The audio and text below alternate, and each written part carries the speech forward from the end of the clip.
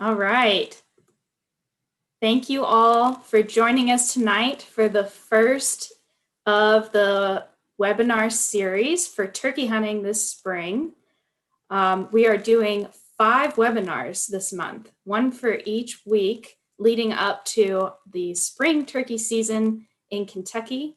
So we really appreciate you joining, and we hope that you can join us for the remainder of the webinar series.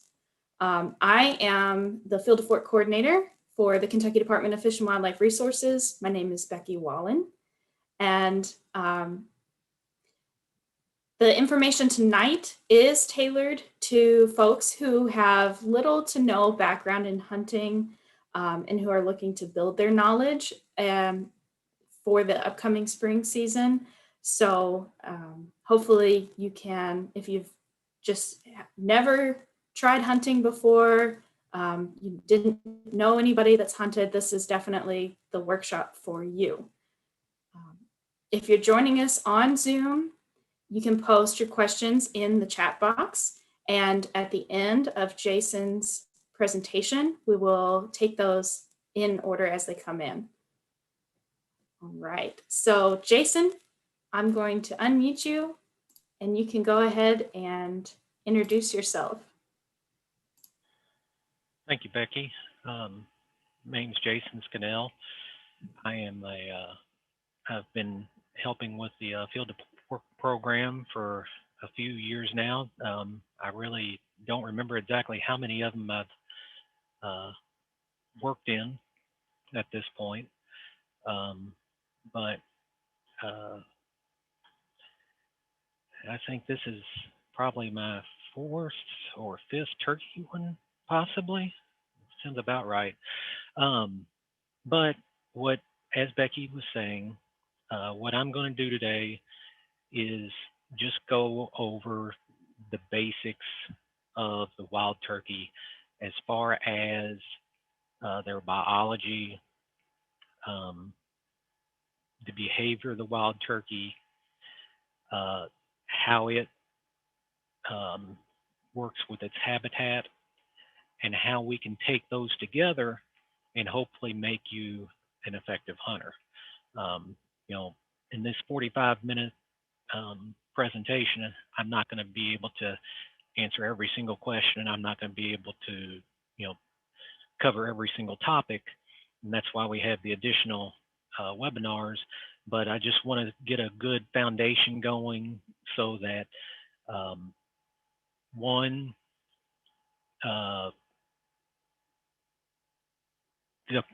the future webinars you'll be able to start from a more educated position, and then also to just answer some questions about the wild turkey, and give you an hopefully an understanding of some of its behaviors. But what I want to first start off with is just some a little bit of the history of the wild turkey in Kentucky. The wild turkey across North America, we have the eastern subspecies. There's 5 subspecies in the continent, but we're only going to deal with the eastern one because it's in Kentucky. And when if we look back to colonial times, there was approximately 10 million turkeys in North America. Well, by the 1930s, due to habitat destruction, unregulated market hunting,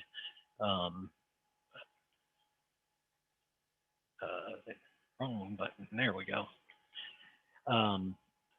We were reduced to only 30,000 wild turkeys for all of North America. So, that's a huge difference. We nearly lost the wild turkey in North America.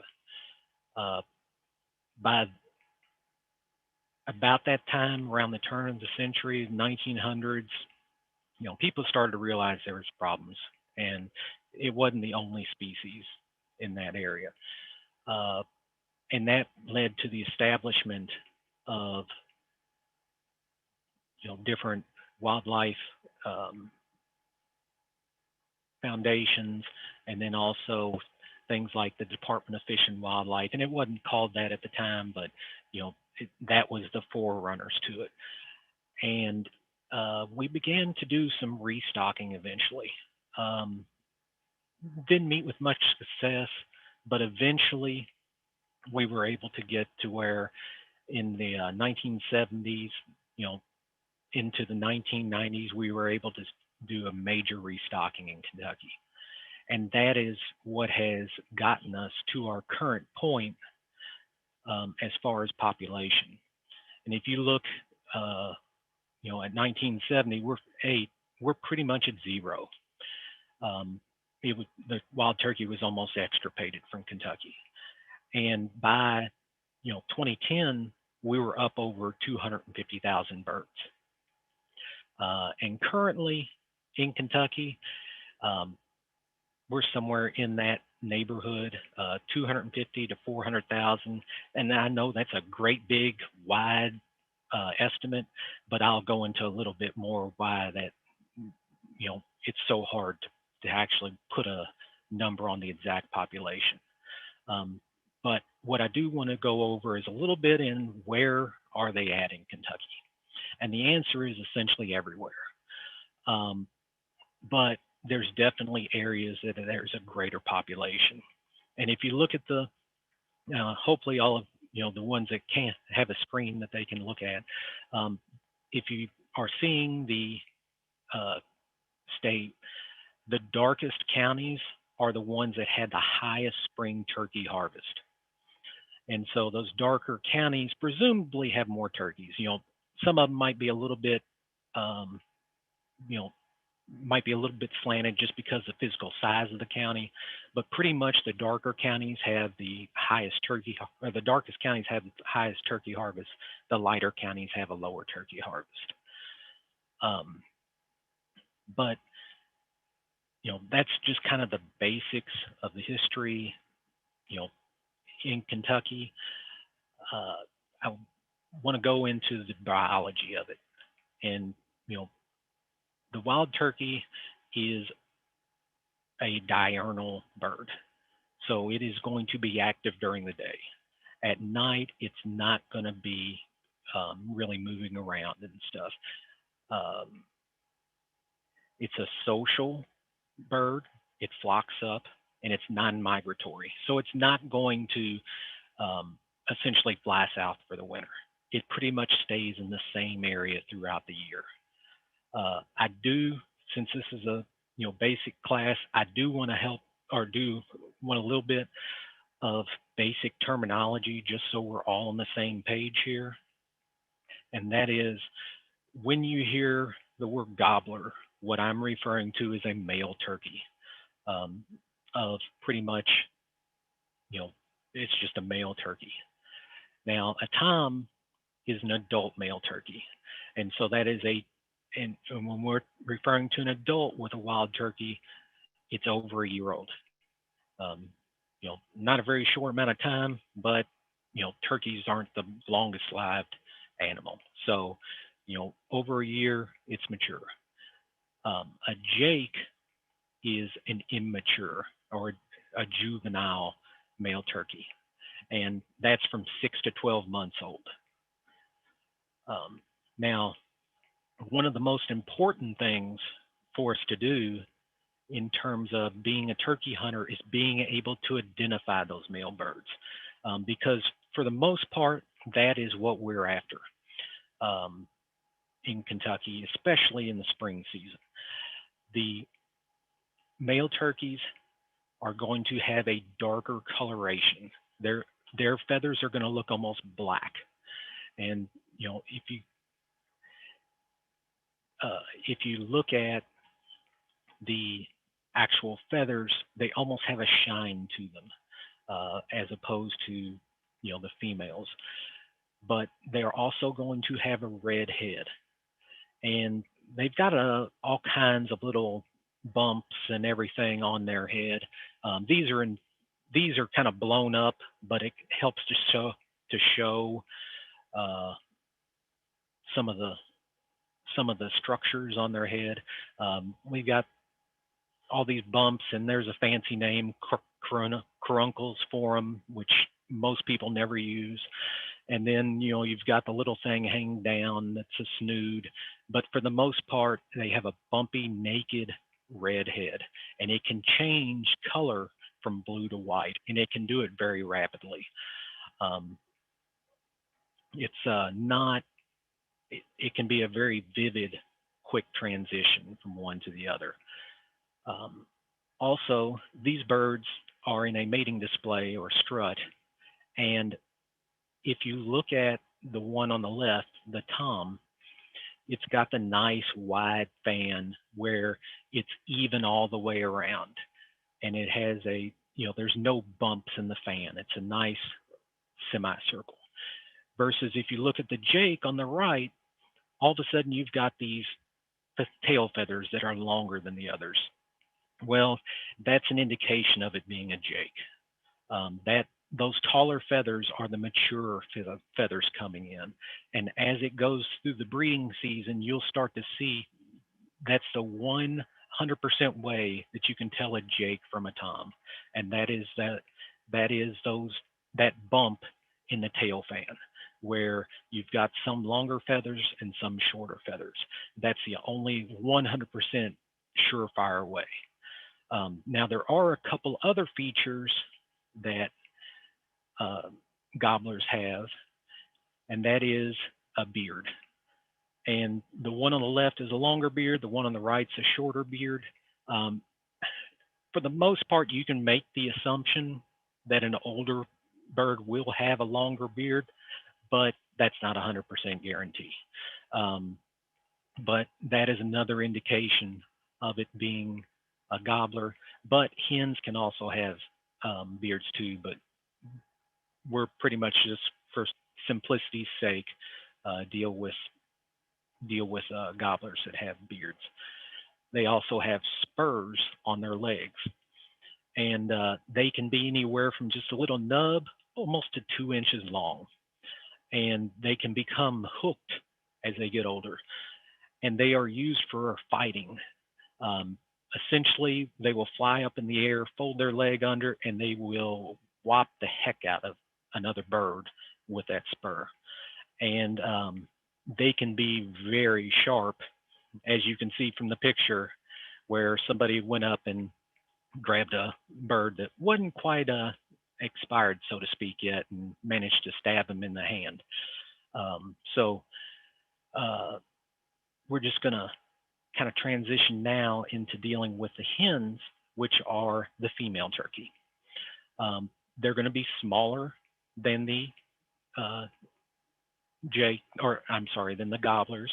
They're going to be 8 to 12 pounds as opposed to almost, pretty much your gobblers are going to run 15 to almost 30 pounds.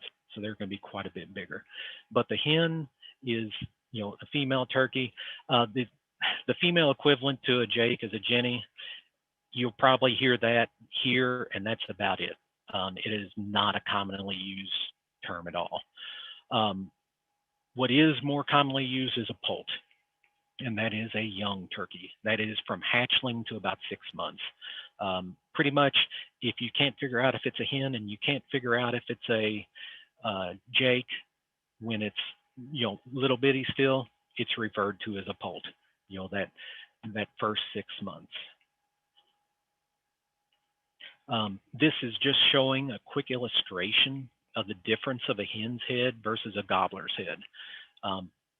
You've got the hen head there on the left, very dull compared to the gobbler's hen or to the gobbler's head.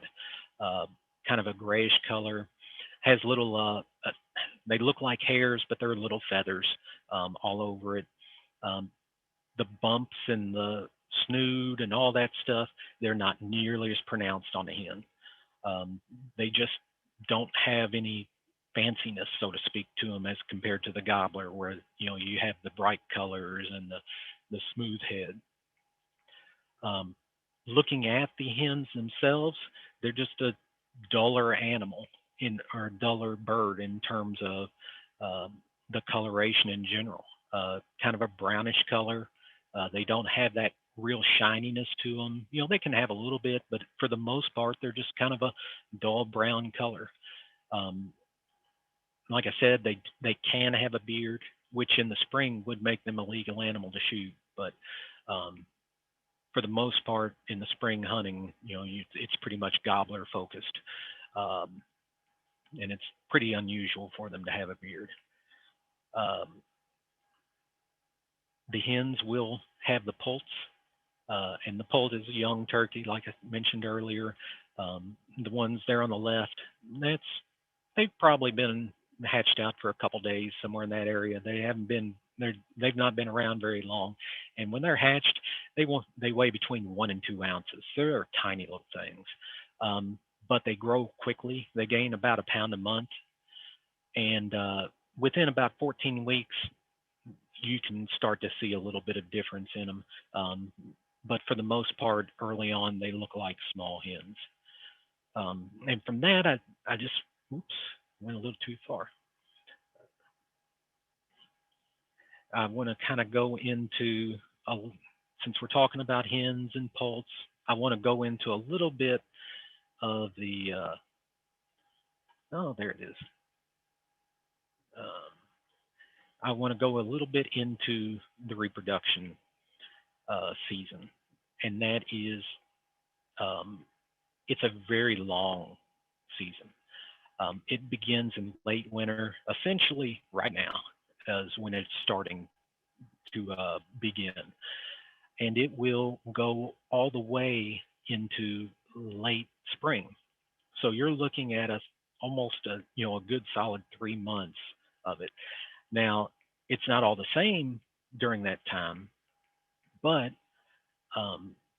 if I want to kind of hit the highlights, so to speak, right about early April to mid-April, hens will begin to nest, and they will lay pretty much an egg, and then they leave. They go back to their nest, they lay an egg, and they leave, and they lay another egg. And usually that's maybe an egg a day, somewhere in that area. But they don't sit on their nest consistently until May, and that's when they begin incubating. And when they start incubating, then they pretty much don't leave the nest except to feed. And then the poults, they won't actually hatch until June, and that's when they, will actually, start that rapid growth that I was talking about earlier. Um, if we look at the wild turkey as a whole, you can figure that the average life expectancy is somewhere between 3 and 4 years. But that has some very serious qualifiers. And I want to go into a little bit of that because this probably explains turkey behavior as much as anything. And what I want to talk about first is the mortality of them, and especially what eats wild turkeys. And the answer is a lot of stuff. You have nest predators, and then predators that prey upon them when they become very small poults, and then the ones that will actually eat an adult. But that's a much smaller um, pool of predators. But if we look at, in the nest and while they're small poults, we can essentially be looking at things like bobcats, coyotes, crows, dogs, foxes, possums, raccoons, skunks, snakes, owls, hawks, feral house cats, and bush hogs and mowers. Because somebody mowing a field, if there happens to be a set of nests in there, it will destroy them. But if you look at that right there, from the time that turkeys have been this little all the way up to their full size, they have seen their nest mates consistently been eaten. And by the time they become adults, you only have the ones that are hyper skittish that are left. And they are not going to sit around to see what something is. If something catches their eye, they're gone. Um, there's also some, diseases and parasites. They're not a huge play in factor, but what can be, or as far as population, but what can be a big population factor is if we get a rain like we had, in the last week, right at the beginning of June into mid-June, when those poults are little bitty, it can absolutely devastate the hatch because those tiny little poults can't handle all that moisture and they can't handle those cold temperatures. Um, so wild turkeys, obviously a lot of things are eating them. So, we're trying to hunt them. So how do they essentially defend themselves? And one of the big things that they really specialize in is that big eye. And you know, if you are hunting and you see a turkey that looks like that, yeah, that means it's already seen you, or it's seen something that has caught its attention. Though that the eyes that are set on the side of their head, when you put them in tandem, they can see 270 degrees around them. Well, a turkey's head's never still; it's always moving. So essentially, it's 360 degrees of vision. They pretty much can see all around them, and they can see a lot better than us. They see about 3 times better than we do. They can pick out movement in an amazing fashion. But that vision is monocular. So if we look at that eye that's set on the sides of their heads, they don't work together. They are not like our eyes, where our eyes are set forward and looking, they're both looking at the same thing. Theirs are looking to the sides.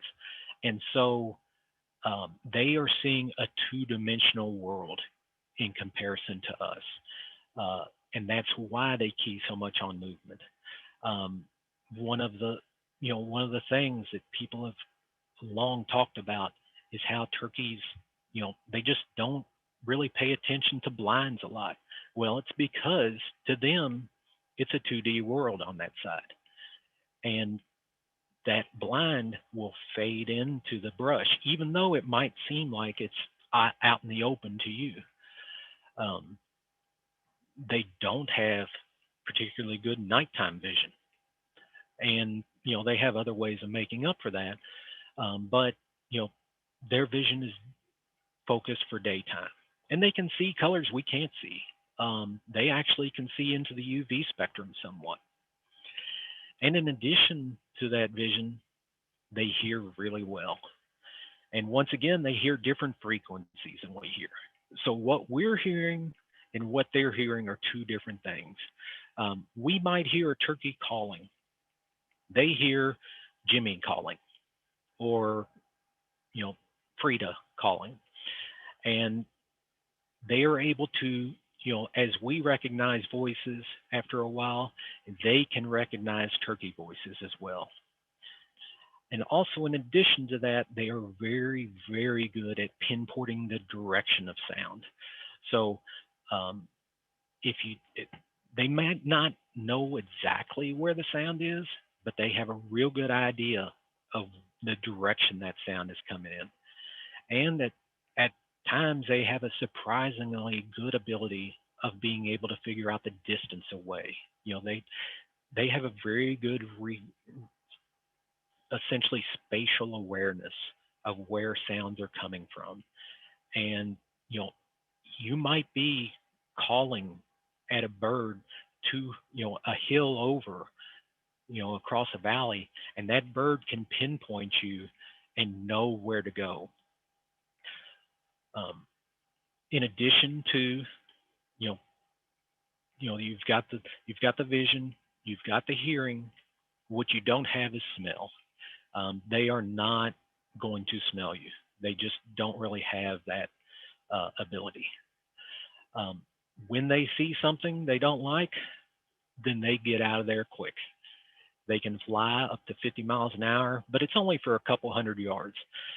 And they can run at nearly 25 miles an hour.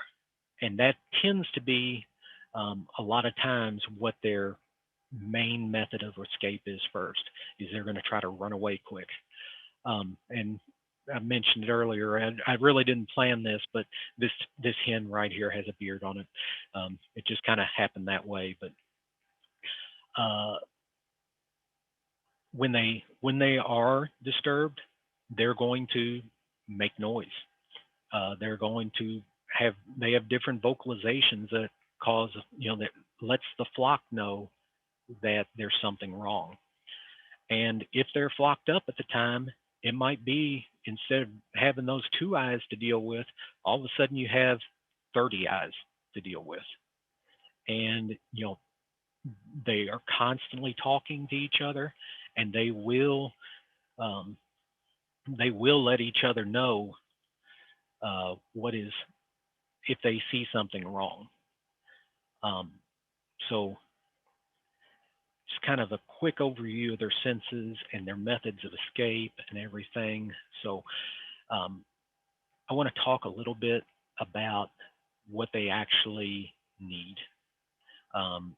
What does the habitat provide them, and they require from the habitat? And the first is, pretty obviously food. They need something to power their bodies. Um, from a basic perspective, turkeys are omnivorous. They pretty much will eat anything they can put in their mouth. They'll eat plant matter, grasses, broadleaves, the seeds of them, tubers, which are kind of a swollen up stem that sits underneath the soil. Um, your fruits and berries, which are a lot of times referred to as soft mass. So wild cherries, grapes, blackberries. Some of your ones that you don't think about normally, like dogwood berries, hackberries, black gum, Virginia creeper berries. All of those are on the menu for turkeys. And they'll continue to eat those in the winter even after they've dried out. They don't have to be soft and mushy. They can be, dried out, because at that point they're trying to survive. Um, and then also you have what's referred to as hard mass, and that's what really gets them through the winter a lot of times. So, you have a lot of different species of oaks in Kentucky. Their acorns provide them, a lot of nourishment, and then beech nuts, you know, any of those, harder seeds that you think of.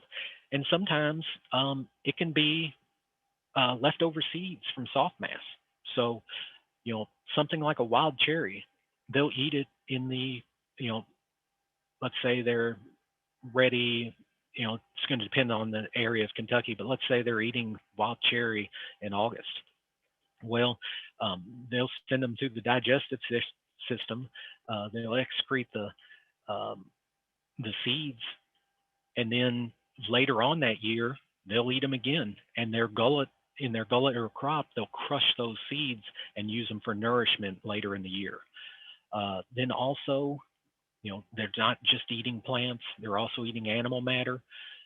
They are, insect spiders, earthworms, frogs, little frogs. If you find them, if a turkey finds a mouse, it's on. Um, and those insects and spiders and so on like that, they're very important for the overall growth, especially of poults, because they need that higher protein of insects and your spiders and things like that. But if we look at the turkey through the course of the year, uh, you're going to see roughly about 90% plant matter. And what you are looking at right here is the inside of a turkey's crop. And Mostly in this, you're seeing a bunch of seeds, some leaves, things like that.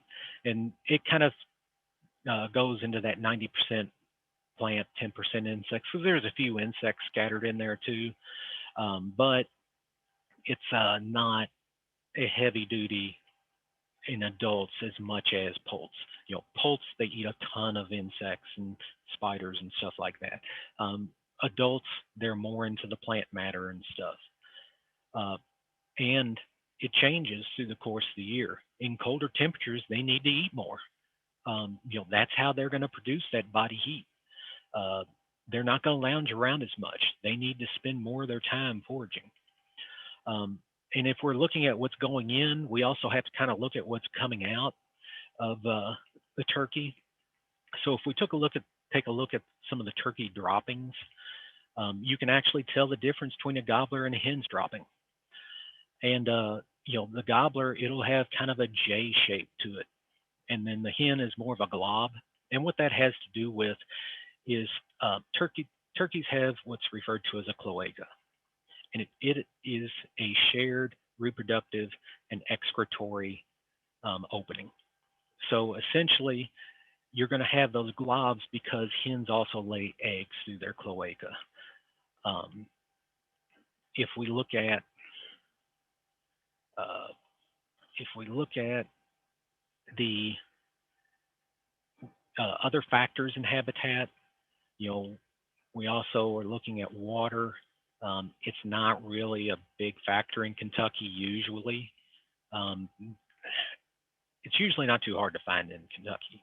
The big issue is too much rain, especially right there when poults are hatching and stuff. If we have that, then we can run into some serious hatch related issues of high hatch mortality. Um, if we look at cover, which is our next habitat requirement, it's going to, turkeys get multiple things from their cover. And the first thing is they need a place to spend their time at night um, with, roosting. So that's one way how they make up for that poor night vision. You know, they're also getting up above predators. Um, they will roost in pretty much the same areas time and time again, but they often do it in different spots from night to night. So they might have some preferred roost areas, but that doesn't mean they're there every single night. Um, Kind of think of it as a rotation that they might go to any of them at any particular time. They're not, they don't necessarily follow the best schedule all the time. Um, Another area where they need covering is for nesting.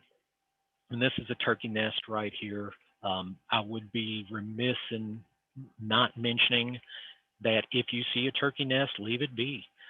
Um, we want those eggs to hatch, and we don't want to risk scaring off the hens because they can abandon nests if they're scared off of the nests. Um, if you see a hen nesting, just back out and find a different way around. Um, or, but they use um, cover for their nesting, base of trees, underbrush piles, um, overgrown fields. And then when they hatch, you end up with a little fella like this. And like I said, you're looking at something that's under 2 ounces. Now, I want you to imagine taking a bird that's a few inches tall at best and then dropping it in your yard. How well is it going to be able to move? It's probably going to have a lot of trouble moving through that thick grass. Well, that's the kind of cover for turkeys, especially for nesting, that we don't want. We don't want thick mats of grass. What we will prefer for turkeys, and they prefer, is um, overarching cover. And what I mean by that is essentially clumps of grass or clumps of different forbs. And it rises up and covers them but there's still bare ground that they can maneuver through to help avoid predators. If you have a real thick covering, then it causes issues with the mobility of the poults. But how close together all those habitat requirements are dictate the size of a turkey's home range. And turkeys have a range, they don't have a territory. Well, when we're talking about territories, what we envision is we have our group over here and our group over here, and they've set a clear boundary and they're not passing back and forth. Well, with turkeys, it's a range and they go back and forth. They're going to move from one area to another. Now, that range in Kentucky is usually about 2 miles, 2 square miles, that is. And if you think about it, the average size of a farm in Kentucky is 171 acres, and 2 miles is 1,280 acres. So it's unrealistic to expect a turkey's range to be in an area the size of a typical farm. And that range is going to change a lot in size based on the time of year. It's going to expand a lot in the winter in order to find the food that they need to survive. So, we have those factors of turkey habitat. We have our food, water, and cover. Well, where is that turkey habitat and what does it look like?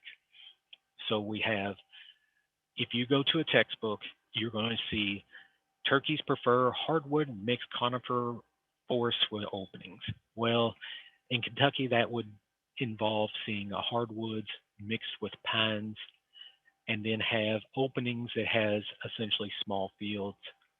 But in reality, that's what they consider to be their ideal cover. In reality, they use a lot of different areas. And as long as the habitat meets any those 3 requirements, they'll do it, whether it's an agricultural area with lots of fields and there's just some trees and fence lines that they can roost in, or bottom land along rivers, parklands and stuff, and the hardwood forests of Eastern Kentucky, where it's you don't have a lot of openings. They still utilize that because they are able to find all the things that they need. Occasionally, some people get the idea of essentially improving their habitat by putting out feed for turkeys. Well, in Kentucky, that's illegal, and that's a really good way to get a visit from a conservation officer. So what we want to do is try to find those natural food sources, the natural places that they want to be, and not try to attract those animals using bait, because you can end up in a lot of trouble with that. So how they utilize those things also changes through the course of the year. If we look at in late spring into the very start of summer,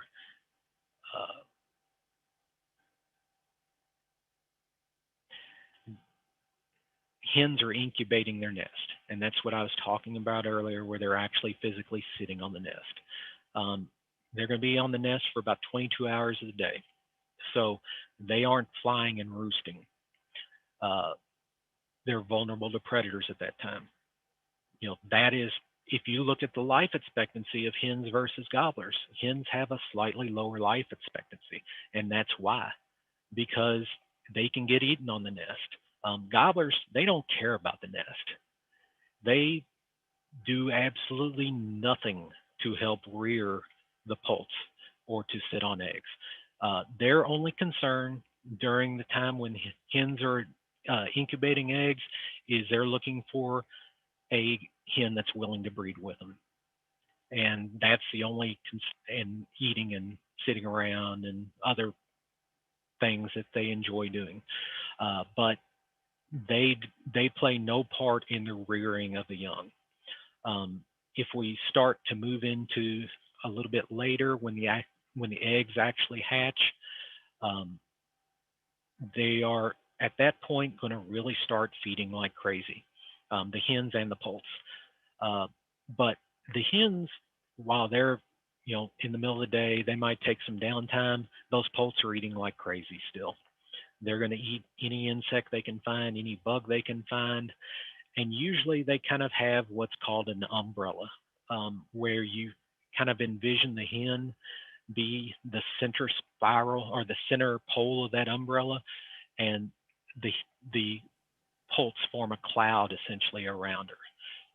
That's kind of what you'll see, especially early on.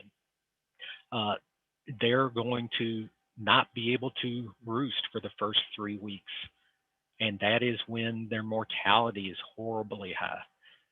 If you get 25% of the eggs laid and the poult to survive to 3 weeks, then that is a success. That is a great hatch. If we start looking into summer and early fall, um, you're going to start seeing them just going around feeding, and they're going to flock up at this point. And hens with poults join other hens with poults. The hens without poults will often flock together. Um, and then also at the same time, the gobblers are now flocking up. Um, they're all staying away, or they're all staying in their kind of their own separate little flocks. Um, about this time is when they're starting to really get a little bit better at surviving. They can start to roost now, and this is a point in time where you can play a big role in helping to know about Kentucky's turkey population, because this is a time of the year when Fish and Wildlife runs a brood survey. July and into August, if you see hens with poults, go to Fish and Wildlife's website, and there's a brood survey on there, and fill it out, because that is that information is used to help manage the flock and to be able to know how many turkeys that we have, and if we're having problems or if we're really being successful. Um, and that has a lot to do with that high variability of turkey numbers that I was talking about early on. We just don't have enough information to really say a real fine number. But if we start, we're starting now to get into the fall and into the winter. And then at this time, your green food sources have dried up. You're eating mast. They're scraping up bugs in the forest floor. You know, and this is, on the left there, you're looking at scratchings where they're using their feet to scrape the leaves away so that they can get at different things on the forest floor. Agricultural fields that have been harvested, they all play a big role in getting them through the winter and the fall. And during this time, they are legal to hunt. Um, it's really not the focus of this particular seminar or webinar, and the following ones we're mainly dealing with spring, but they are available at this time. Um, the winter, pretty much it's more of the same as the late fall, and they're just trying to survive. They will cover a lot more area just trying to get as much food out as they can. But at this time in mid late winter, we start to see some interesting things getting ready for spring. And that is the gobblers really start to figure out their pecking order. Who's the dominant bird? And this is when a lot of that, they do a lot of their figuring out who's going to be the breeder, who is going to not going to get a chance to breed.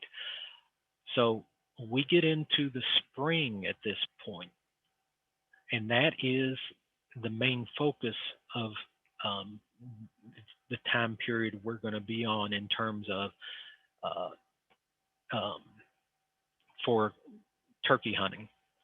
Most people really like the spring for turkey hunting because you have gobbling, and that is, with with the with the that's a sound that the gobblers make, obviously, because of the gobble.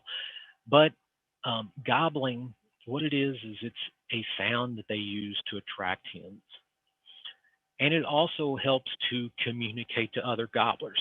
They're saying, I'm over here, I'm over here. You don't, you stay in your area, I'll stay in my area. And once again, we still have ranges. We don't really have territories, but one group of gobblers can be hostile to another group of gobblers, or single gobblers can be hostile to a small, group of gobblers. And they're not usually in the great big flocks at this time. We're talking much smaller flocks. During the winter, you could see 20, 30 birds together. During the spring, it's going to be a lot smaller flock. You might see a group of 3 gobblers, or 2 gobblers, or just a single one. And you might see a group of 10 hens at the most. It just depends on the number of birds around. Usually you're going to see smaller groups of hens, 2 or 3. But what they're doing at that time is the males are trying to essentially show off their fitness to be breeders. And so they're displaying, they are strutting, they're gobbling, they're over there saying, look at me, I'm a good choice to mate with. And we as turkey hunters are kind of doing it the opposite way nature does. In nature, we in nature, the hens usually go to the gobbler. The gobbler is the one sitting there displaying and bringing them to him. Oftentimes, when we're turkey hunting, we're trying to do the opposite. We're pretending to be a hen and trying to bring that gobbler to us. And it can be hard at times, but it's also a very exciting thing to try to do. I should mention also at this time that those poults that had hatched in the summer, they are now jakes. They're hens. They are moving around. They are participating in this. The gobblers really, or the toms, do not like the jakes, and they will beat the tar out of the jakes to keep them out of the breeding activities. And so the jakes will often kind of band together and form roving bands of jakes. It's almost like the jakes are running around with a bad crowd. They will flock together essentially for their own safety, because gobblers will pick on them. Somewhere in the spring, you're going to have the leaves start to come out on the trees. That will change a lot of things. At that time, all of a sudden, you can't see long distances, in the woods especially. All those leaves are going to block your vision. And it does the same for the turkeys. And so those noises and vocalizations become even more important. So, they're going to use those gobbles to communicate with each other, and the hens are going to be using their yelps and so on. But, gobbling comes with its risks. And, if you sit there and gobble all day long in this field, eventually coyotes, bobcats, they might key on you, and especially hunters. And it's not unusual for gobblers to reduce their amount of gobbling through the course of the season. That doesn't mean they've disappeared. Just because you don't hear gobbling doesn't mean that the birds have gone away. It just means that they're being quiet today. At this point in the breeding season, everything's come out. The hens are starting that nesting behavior, and the they are going to slowly become less and less receptive to the gobblers. It'll never be zero, but they will become less and less receptive. So this is kind of a time that, a lot of people, they start out gangbusters at the beginning of the season and they get frustrated. Well, the late season can be good turkey hunting too. It doesn't have to be that first little bit, but the pretty much when the hens begin to incubate, that's the end of them breeding. They're they are sole focus at that point is incubating the eggs. Um, the I do want to cover a little bit about we're kind of getting into just the day in a life of a turkey. So especially during the breeding season, and this is what you would observe during the course of the hunting season. So in the morning, we start out, it's dark, the sun starts coming up, they're going to be vocal, they're going to be making noise. Then they're going to fly down from their roost. The hens are usually flocked together. The gobblers are usually, if they're going to be with a flock, they're going to be together. Um, at that point, they usually at some point join up. They breed, they eat, they get water, they separate. The hens might be going off to lay eggs. They might be going off to sit in a field somewhere to just sun or dust or preen, any number of activities. Well, um, during that time, the gobblers are still willing to breed. It's just that oftentimes the hens aren't, and that's a good time of the day to possibly turkey hunt that so many people overlook.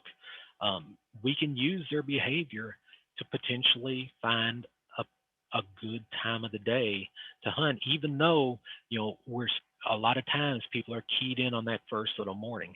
The middle of the day can be just as good or better. Um, Now, in the evening, we kind of see reversal of what we had um, in the morning. The hens, if they've gone off to lay eggs, they do that in a solitary fashion. Well, they form those flocks back up to nest or to roost again. They're going to eat some food. They're going to get some water before they go up, and they're going to move to their roost sites. And they're often very vocal during this time, going up into the roosts.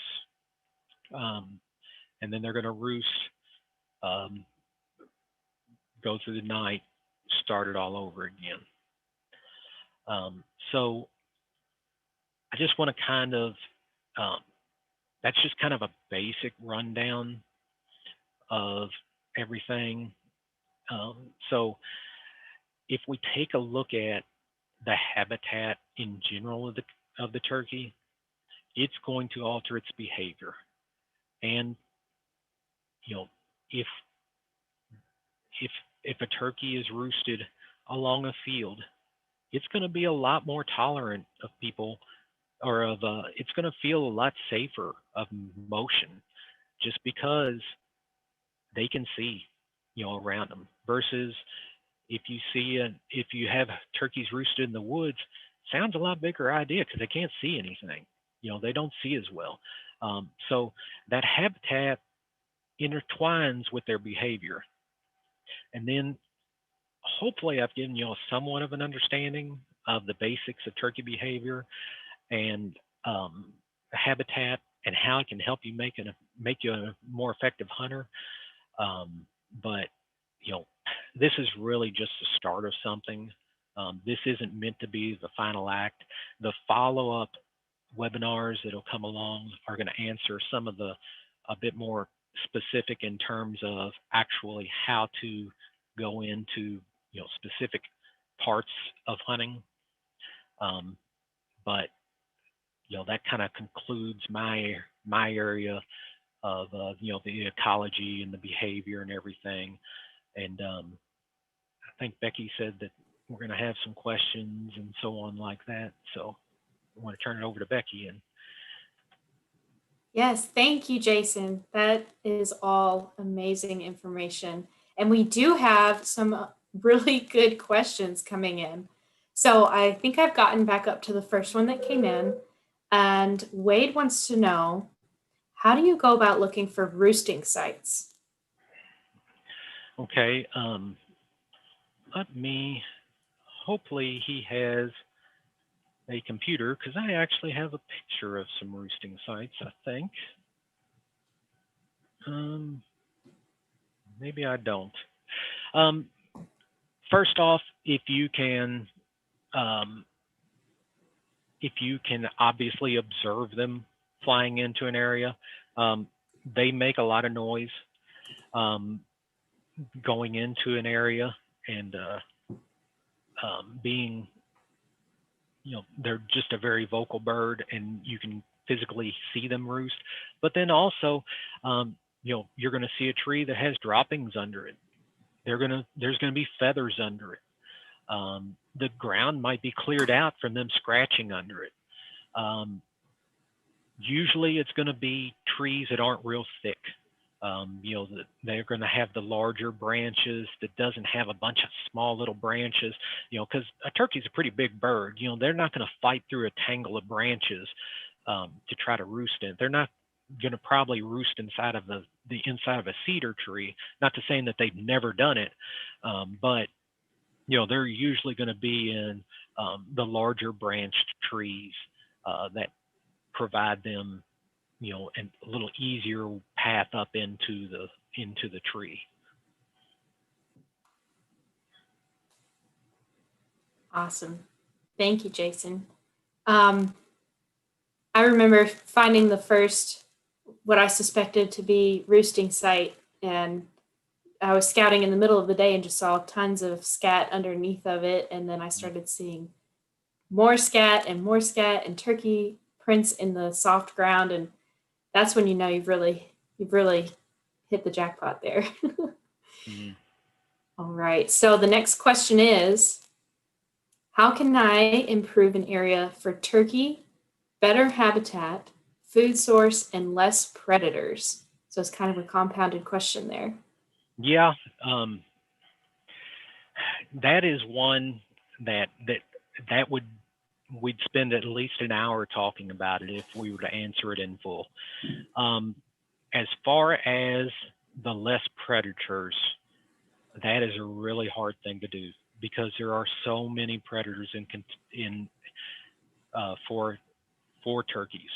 Um, it sounds almost crazy that you know predator reduction can help, but you would have to do so much and for things that you would never even think about. And a lot of them are protected species that you're not allowed to hunt, you're not allowed to trap, you're not allowed to do, to disturb them. Um, the big thing is just having a good nesting sites for them and having um, uh, ideal uh, areas for poults, um, old growth fields, uh, warm season grasses, things like that. Um, there. I'd almost say, you know, that's really a question that's almost going to have to be um, researched a bit more in terms of, uh, I don't know if I can even start to do it justice in the amount of time that we have. Uh, that is a huge question, but if there was one thing I could say, don't bush hog or mow right when turkeys are um, incubating and hatching. Because if you run over turkey nests and if you run over the poults, it doesn't matter at that point. Yeah, great attempt at that one, Jason. I agree with you. There's a lot in there. A couple of things that some folks talk about are, trying to trap on your area to reduce the predators that you can legally trap for Mm-hmm. that eat eggs and turkeys, and definitely the mowing. Um, I am going to drop a link in the chat. This is a link to the Kentucky Department of Fish and Wildlife Resources webpage. We have some habitat how-to PDF documents, and a couple of those talk about food plots and forest openings and mowing and things like that. So I'm going to paste that in the chat right now. There's some good ones on warm season grass establishment and so on as well on there. Yes, and I'm also going to find we have another video that was done last spring, almost exactly a year ago, by where our turkey program coordinator, Zach Danks, is talking about mowing. And so if you want to check that video out afterwards, you can do that too. So I'll drop that in the chat as well. Okay, I lost my place in the chat, so give me 1 second to scroll back up and find our next question.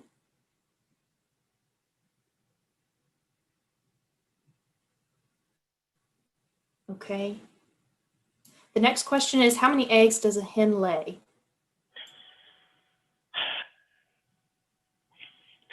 The information that I've read, it can range anywhere from, I've seen 12 to 24. I'm not a turkey biologist. I'm not a turkey researcher, but I can tell you it's quite a few, and almost very few of them hatch, and then even fewer of those survive. That would be the main takeaway from it, is if you get 50% nest success rate, then jump up and down and be excited, because that is amazing hatching. And then if 50% of those survive 6 weeks, then once again it's another celebration, because that would be a great hatch. I think it's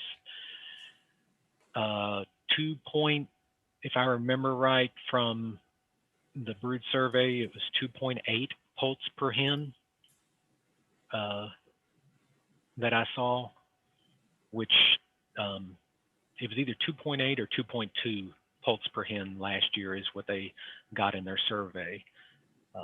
And most of those, that's accounting for some really good mothers, because oftentimes you're looking at a few hens that do the bulk of the work. Yes, thank you. And I am just going to break for a second and say that it's 7:32, and I just want to be respectful of your time as a participant. So if you do have to go, we understand. You're free to do so. We are going to actually keep going and keep answering questions. Jason is nice enough to stick around as late as we want to hang out and try to answer everybody's questions. So thank you, Jason, for doing that and being willing. And for those of you that have to go, we really appreciate you tuning in. All right, so the next question is scent a big factor to worry about while turkey hunting? The turkeys will not smell you. That does not mean that the deer next to the turkeys, they can smell you. You're not, the turkeys themselves will not smell you. Now, if you want to be hyper aware of it and worry about possibly spooking deer or something like that,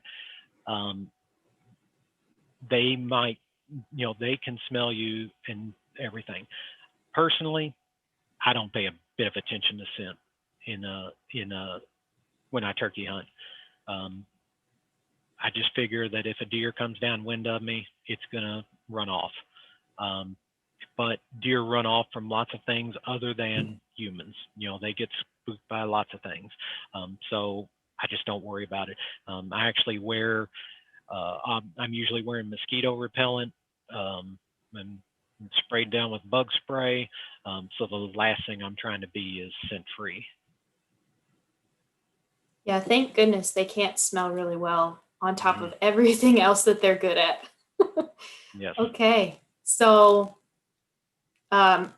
yes, how Bob wants to know how to protect yourself from ticks while hunting, and this is a big concern. Yes, there's lots of diseases that you can catch from ticks out there, and then you just don't want them on you to begin with. But personally, I treat my clothing with permethrin, and then I also use an insect repellent on my skin, um, whether it's DEET or picaridin. I personally prefer the picaridin, but I use multiple layers. I'll treat my clothes with permethrin, which will kill any ticks that get on my clothing, and then I'll also wear a repellent on my skin. Yes, I do almost the exact same thing. And I'm getting to the point where even my hiking clothes are treated with the permethrin, just because it's so effective. And just in case anybody wants to know how to spell permethrin, I'm going to put it in the chat for you right now. Before I do that, I'm going to find the next question. Okay, the next question from David. Oh, did you have something to add? Sorry. I thought I had a can of repellent next to me, but I didn't. Oh, okay. All right. So David is curious about the best steps to take to keep turkeys on a 40-acre property. And we did kind of already talk about this a little bit with the previous question. Again, I just want to, David, encourage you to check out those PDF documents on our website, the Habitat How-Tos. And really, something worth mentioning here, if I can, is that if you are managing your property for one species, so say you want to have your really good turkey population, or at least make it inviting for turkeys that are moving through, you're also going to help out other wildlife species. So in turn, you'll be having more deer visiting your property or passing through and using it. And so I also want to say don't be too concerned with holding animals on a small plot of land, but making it fit one of their needs or a couple of their needs so that they are attracted to it at least at some point throughout the year, and they're going to move through. Didn't know if you had anything to add there, Jason. Sorry. The only thing I would add to that is with a 40-acre plot, don't necessarily, don't consider the whole day when you look at that 40-acre plot, because turkeys are going to move in and out of it no matter what you do. That's just too small of a area for a range of a turkey. But they might not like your particular area in the morning, but they might during the middle of the day, or vice versa. They might really like it in the evening. They might really like it in the evening or the morning. Just be open to when you see turkeys or hear them, and plan accordingly. If you always see turkeys in that field in the middle of the day, and you can't figure out why they're not coming to you in the morning, well, they might be somewhere else in the morning and hunting during the middle of the day, or vice versa, so to speak.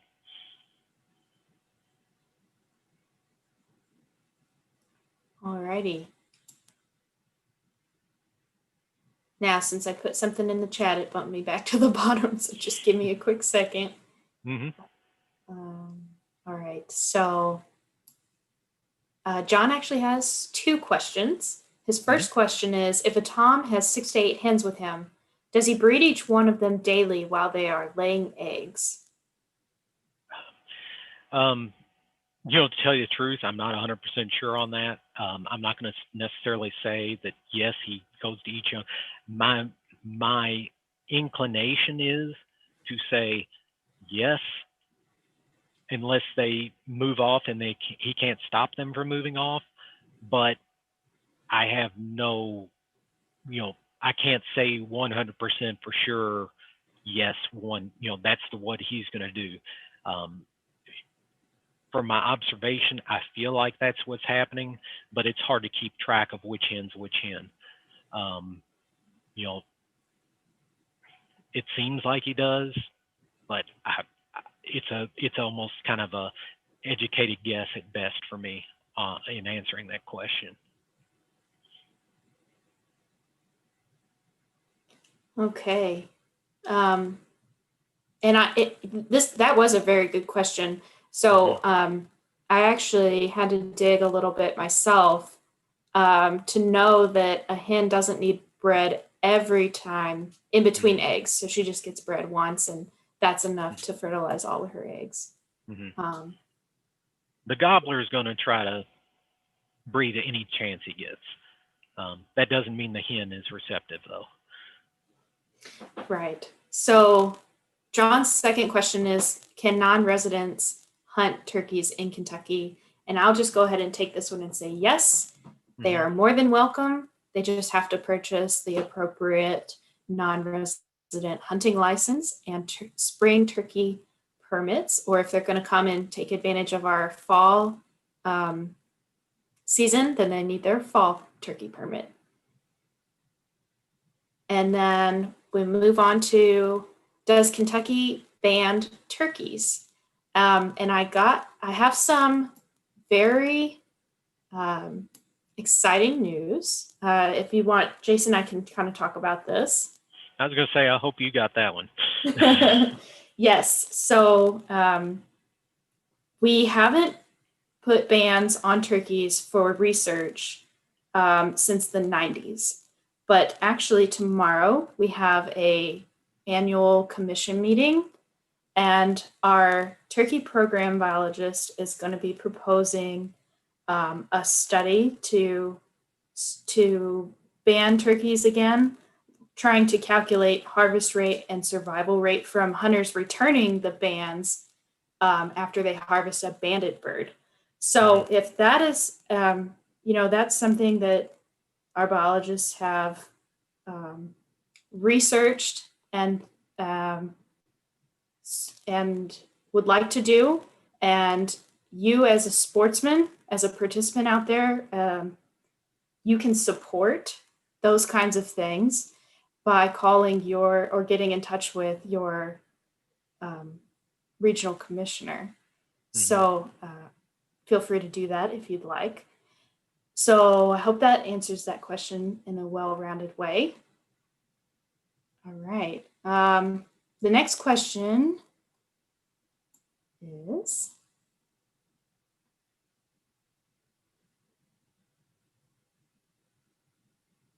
okay, Cody was wondering, if you see a turkey fly into the roost, what is your next move? Will they see you if you try to leave the woods while they are in the tree? Well, I mean, that's going to depend on a lot of factors. The cover around you and so on like that. Once they're roosted, they're no longer huntable essentially at that point. You can't shoot them in the roost. And, it doesn't matter what time of the day it is. If they are in a tree, they're roosted. Now, that doesn't mean that you can't, strategize essentially and come up with a plan to try to pull it out of the tree. But if it's getting dark, it's not going to happen. They're going to roost there overnight. If something scares the turkeys up into the tree or something like that in the middle of the day, then yes, eventually they're going to probably fly down, and you can, maybe set up a plan to try to hunt that bird. But, a lot of it is going to be what you can get away with based on the conditions at the time. Late in the turkey season, when there's leaves everywhere, it's a lot easier to move around in the woods. If you go out in the woods right now, you can see a long way, and it's not easy to get close to a turkey that's in the tree. All right. And this is also related to roosting sites. Wade had a follow-up question, and we may have mentioned it, but just to drive it home, when do turkeys typically head back to the roost? Is it still light out, or is it already dark? It'll be when it's light out. They're used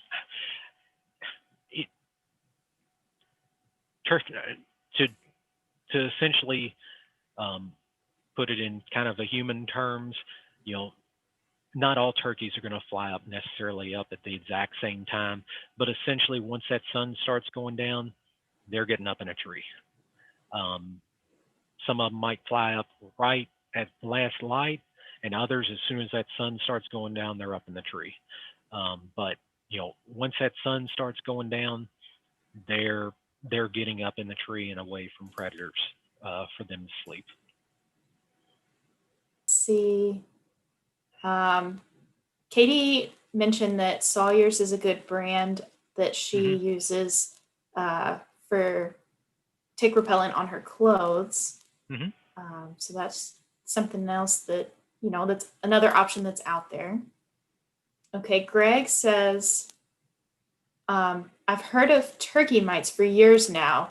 Is this the same thing as those little bitty ticks? I broke out with red blotches everywhere a couple of years ago, and a buddy of mine told me it was turkey mites. Turkey mites,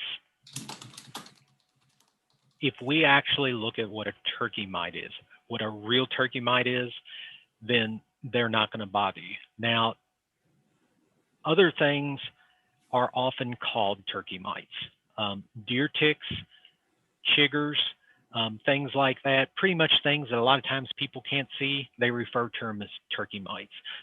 Deer ticks, they might occasionally be on a turkey, but they're not going to live on a turkey. Things that live on mammals do a really bad job of living on birds.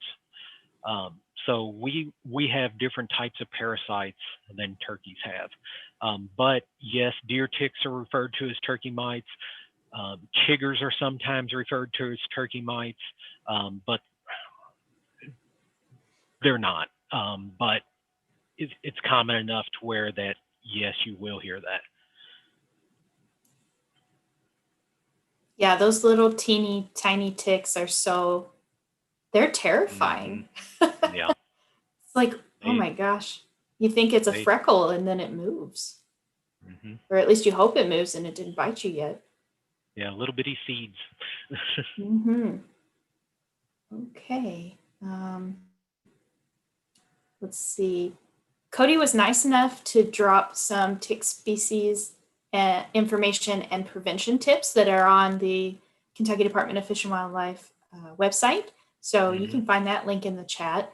And unless I am wrong, as a participant, you should be able to save the chat to your computer. So if you're worried that you didn't take your notes fast enough, or you just want a quick save, I'm pretty sure you can do that. Okay, let's see if we got any more questions. And while I'm looking, I'm going to say last call for questions. So if you got one that's in your brain, let us have it.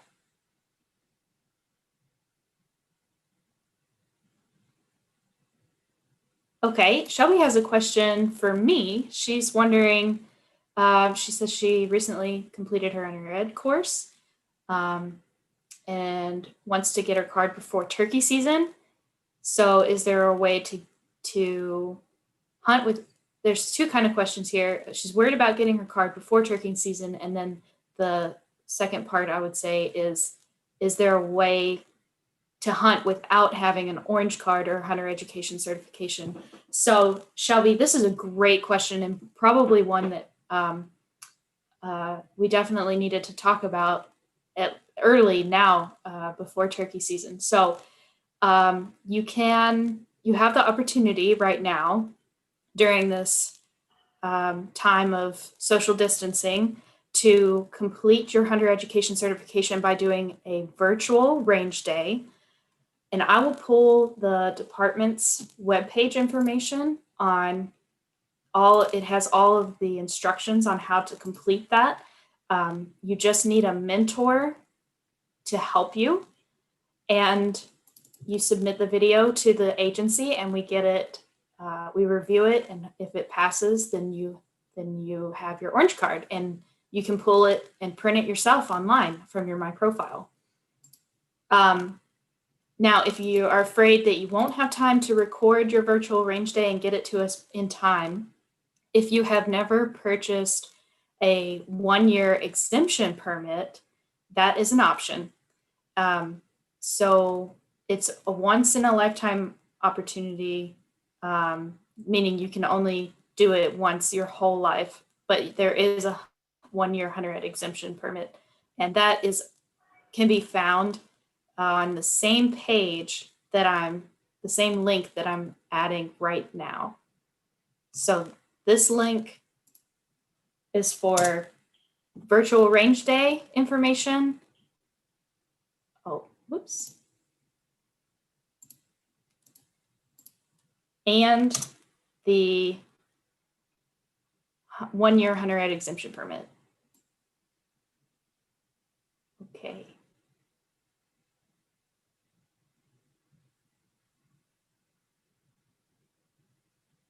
Let's see.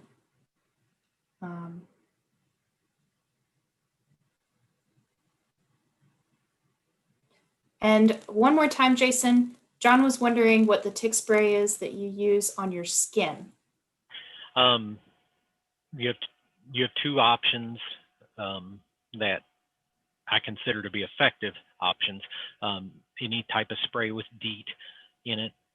You know, a lot of times you'll see, you know, your offs and, you know, so on like that. And then also picaridin, which is a little bit newer of a spray. It's not quite as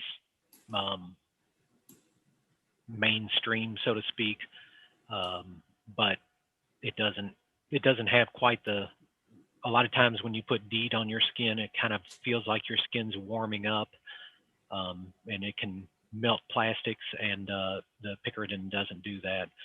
But I prefer it, but both of them work good.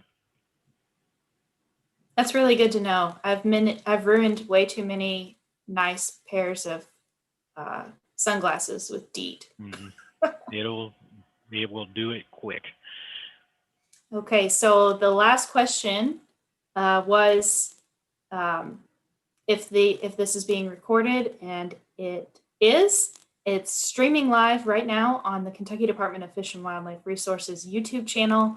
And when we conclude this, it will upload tonight and will be available for your viewing pleasure, and feel free to share it with your friends. So if there are no more questions, I'm going to let's see, jump on here myself and just say thank you again for everyone that tuned in and hung in there with us and got your questions answered and asked good questions. This has been an awesome night. Just a reminder, this is the first of a 5-week webinar series.